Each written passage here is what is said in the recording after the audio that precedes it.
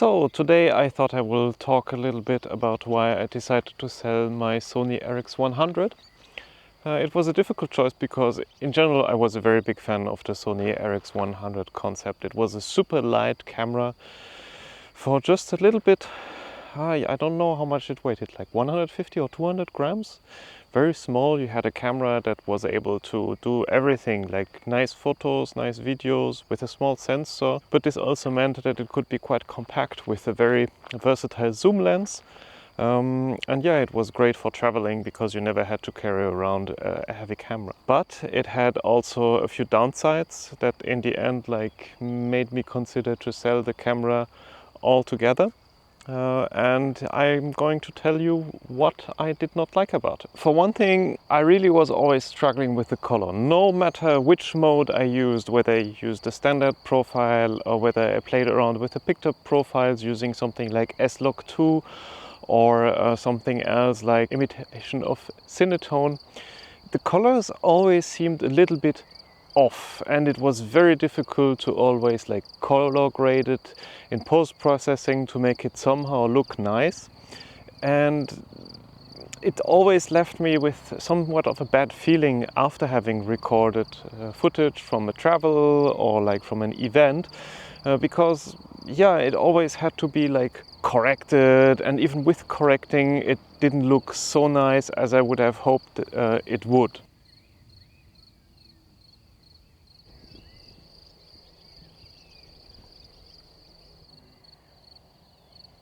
This is something very different with Fujifilm. Fujifilm almost always has very nice colors straight off the camera, whether it's for photos or videos. The footage always looks nice, cinematic or colorful. Now I'm recording with, I think it's called Chrome, Classic Chrome. And yeah, this is something I always feel like if I make a photo or video with Fujifilm, I know that the footage after that looks nice enough not to have to be color corrected in the end.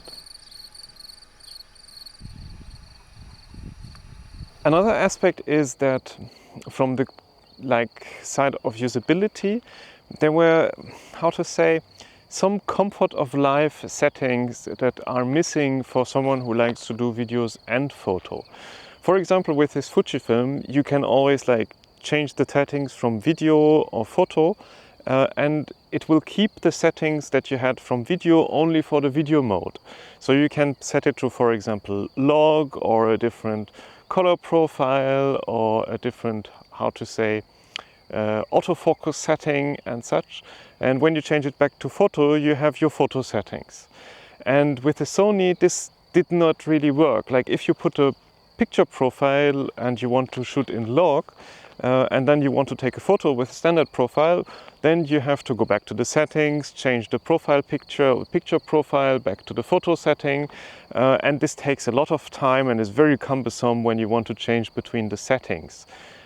The other possibility that you have is to use the memory call function, but it's extremely clumsy because you can save 3 presets.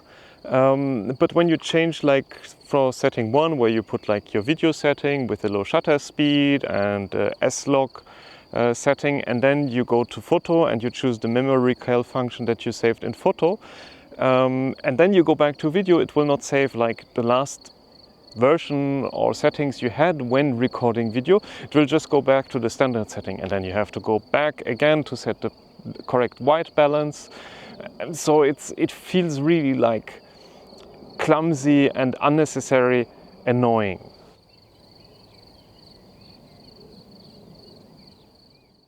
Also something that I hoped for, but that unfortunately is not working like this at Sony is, I was thinking that if different Sony cameras have the same sensor and the same, how to say, hardware internally, that the image and footage would be very easily mixable. So for example, I thought, oh, if I have the Sony ZV-1 and if I have the Sony RX100 VII and if I have the RX02, which is this cinematic action cam, or I don't know how I can exactly describe it, then I can just put the similar settings, the similar picture profile, and then just mix and match the footage. So I can use the, how to say, the RX02 for like small compact footage with this mini box, and then like something with telephoto lens with the Sony RX100 VII.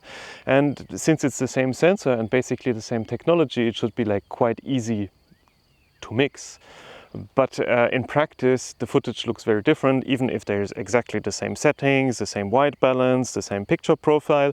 They look different, and then in the end, you still spend some time like color correcting it so it looks the same, or you have footage that is different. So unfortunately, like the system advantage that Sony would have to have like very similar cameras with different applications but the same hardware does not really work well together. I can just use my DJI Pocket 2 and then match it with like another camera like the RX100 VII or the Fujifilm. So I really hope that Sony will still keep up the RX100 series and update it to like 2025 or 2026. I would really wish that the Sony RX100 VIII would have something like a dedicated switch between video and photo mode that you can, like on a Fujifilm, very easily change between the video and the photo settings without having to fiddle around or use this very strange memory recall function. The second thing that I would wish for is that they do something innovative.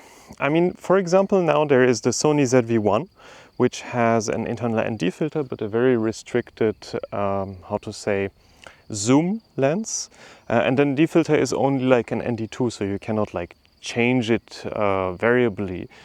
And Sony, for I think some professional cinema cameras, they have something like an electronical variable ND filter, and it would be really great if they could like combine the 18 or 23-200 zoom lens with a variable ND filter, so you could really use it as a super versatile lens. This would be a great feature and very innovative, because there is, I think, absolutely nothing on the market like that.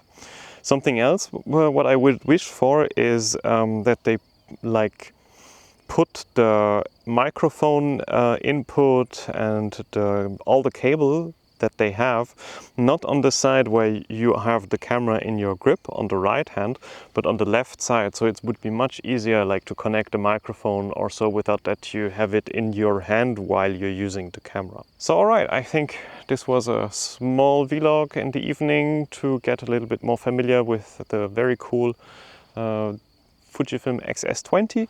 Where I rant a little bit about the Sony RX100 VII, despite that it is a very good camera concept.